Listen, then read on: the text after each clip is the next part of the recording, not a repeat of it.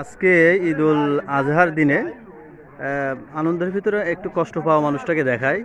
সেটার তো হলো ওনার কিছু টাকা হারিয়ে গিয়েছিল, তো এই সহৃদয়বান ব্যক্তি ইনি ভাই, তোমার নাম কি ভাই? মোহাম্মদ পান্না ইসলাম। হ্যাঁ, পান্না ইসলাম। পান্না ইসলাম। উনি এই টাকাটা পায়, টাকাটা পাওয়ার পরে আমার কাছে দেওয়া হয়।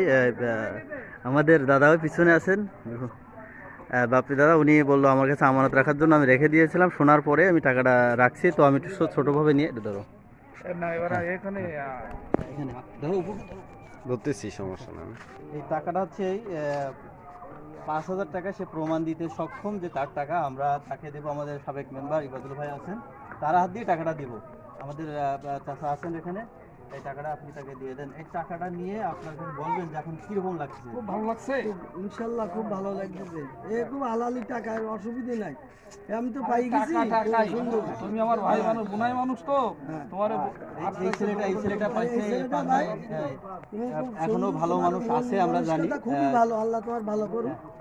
তো ঠিক আছে, সবাই তার জন্য দোয়া করবেন। আমার বোনাই শেখ আহমদ আলী, উনি ওনার একটুখানি আমি তোমাদের 100 টাকা না, না, দিচ্ছি। না না, এটা কেউ কিছু টাকা খাবার নেবে না, খাবেন। খাবার খাবে না।